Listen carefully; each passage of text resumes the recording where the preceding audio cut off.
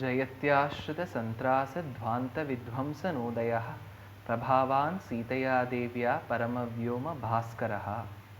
What we have been seeing in the previous episode is how Ram, along with his brother Lakshman, with the advice and the words of I would say affection and order from his father Dasharath, walked along with the great sage Vishwamitra, came to the forest. There they killed Tataka, Subahu, drove away Maricha and gave Shapa Vimochan to Ahalya. Now Ram walked further. At this point of time, we need to understand what the other philosophers, other preceptors, other poets have thought about this particular incident. There is a great person, a great poet called as Venkatadhwari Kavi. He lived 400 years before in South India. He was a great Sanskrit poet, and out of his many compositions is one great composition called as Yadava Raghaviyam. Raghav is Ram because he comes from this race, from this dynasty of Raghu. Since he came in the dynasty of Raghu, he was called Raghav. Krishna, Lord Krishna, who lived in Dwapar Yuga, he came in the great race of Yadu. Hence he was called Yadav. So Ram is Raghav, Krishna is Yadav. Since this work, this composition of the Kavi, Venkatadhwari Kavi, speaks about both Ram and Shyam, Ram and Krishna, Raghav and Yadav, it is called as Yadava Raghaviyam. The first verse of this particular composition, if you would read it from left to right, generally we read verses from left to right. So it's called as Anuloma Kramam. So it's called as reading it in the normal way, left to right. So it will talk about Krishna. So if you read from left to right, Anuloma Kramam, it will talk about Krishna. If you read the same verse from right to left, it will talk about Ram. So it's called as Yadava Raghaviyam. It talks about Yadav, who's Krishna, and Raghav, who's Ram, at the same time. So the entire composition is in the form of Sanskrit verses, and all the Sanskrit verses left to right will be Krishna and right to left will be Ram. For example, Sevadhyeyo Ramarali Yasya Amara Mara Mura Yasya Bhalankaram Taram Tam Shritam Vandeham Devam. This talks about Krishna. Vandeham Ayodhyevase, if you would read from right to left, it will talk about Ram. So that's the beauty of this particular work. Well, this poet has also written another composition which is called as Lakshmi Sahasram. Sahasram means 1,000. Lakshmi is on goddess Lakshmi. So he talks in more than 1,000 verses distributed into 25 sub-chapters called as Lakshmi Sahasram. There he says, Hey Mata, Ram took all the initiatives like killing Tataka, killing Subahu, driving away Marich, protecting the rishis in the forest, protecting the sacrifice of Vishwamitra, then giving Shapa Vimochan to Ahalya, all this to attain you. So it is only to attain you, impress you and marry you, Hey Mata Sita, that Ram did this. So when the Kavi says this, he expresses the desire in the Lord to be in union with his wife.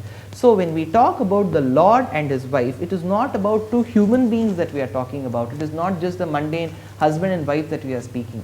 We are talking about the object and its attribute. For example, if you take a mango, I would give you a piece of mango and you start eating it. Now I would ask how the taste is.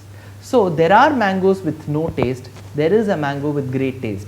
So though the object exists, the attributes that are surmounted on it are different from the object.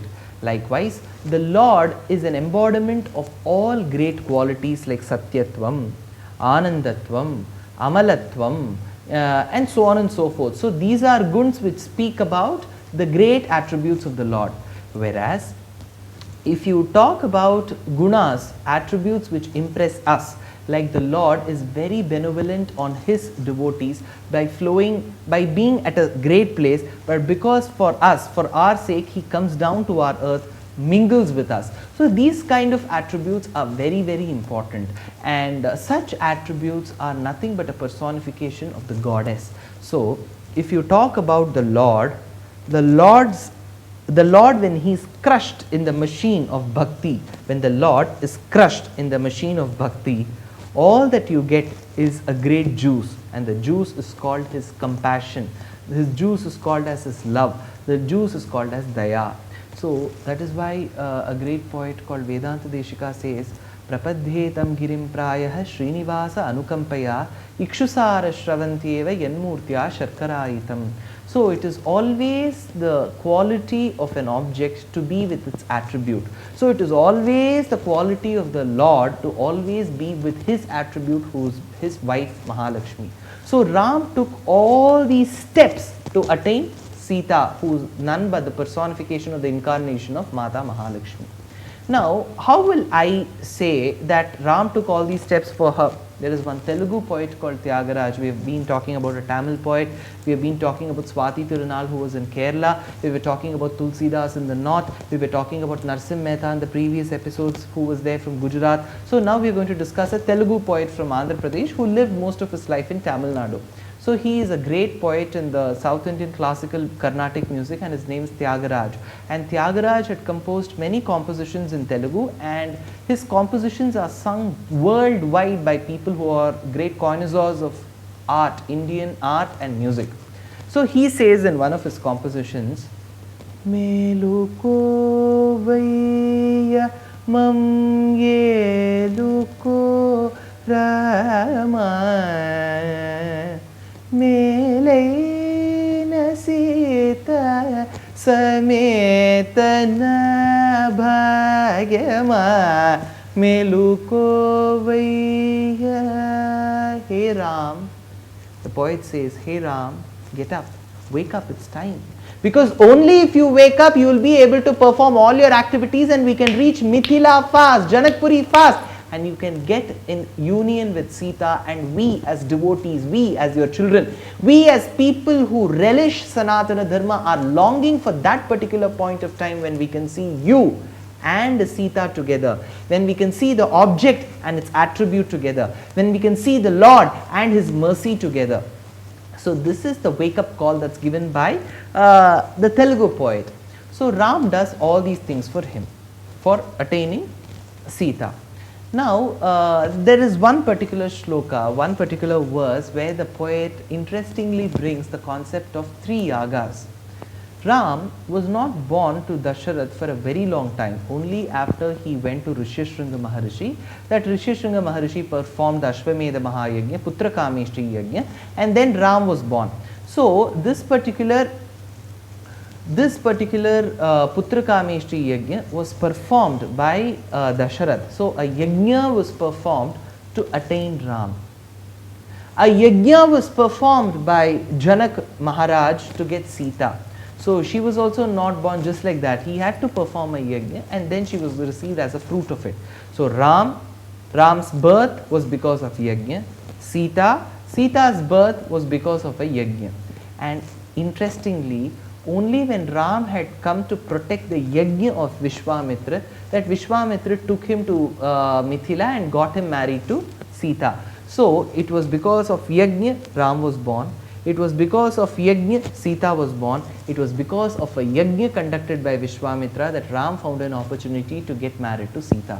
So the poet says, what a beauty, this yajna has had the fortune of bringing you and Sita to earth, and has had the fortune of bringing both of you together. So this is another way the poet visualizes why Ram does all these things for attaining Sita. Now, when we talk about Krishna avatar, which has been greatly explained in Bhagavatam, and when we talk about Rama avatar, which is explained in Ramayana, there are many similarities, many differences.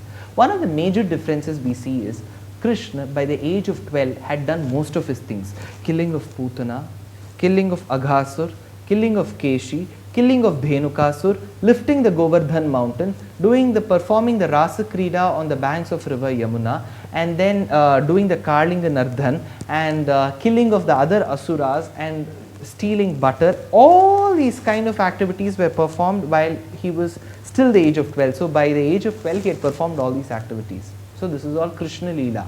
If you come to Ram Leela, probably you can't find even one. Till the age of 12, Ram was such a disciplined, quiet boy that he would not venture out of his house to kill anybody. He would not venture out of his house to play. So he was a very quiet, disciplined boy. So if you would see the difference between Ram and Krishna, there is something called Krishna Leela.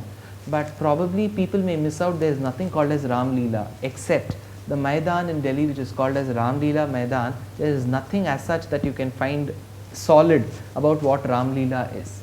But Ram Leela, though it was not there, it did not hamper Ram's growth or his biography. But Ram at the age of 12, when Vishwamitra had come seeking the help of Ram to his father Dasharath, you will see that Dasharath was worried to send Ram to the forest. At the same time, Ram was very much bent upon coming with Vishwamitra.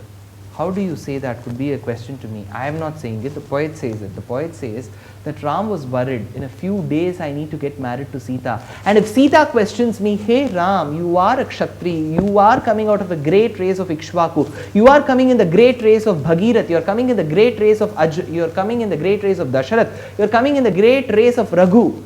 You are such a great man, but what have you performed till the age of 12? And Ram will not have even a single thing to answer. So he very much thought, well, this is time for me to prove what I am. So he immediately came to the forest with Vishwamitra. In a day he killed Tataka, he killed Subahu, he drove away Maricha, he gave Shapa Vimochan to Ahalya. So step by step by step by step, in just little time he tried developing his biodata.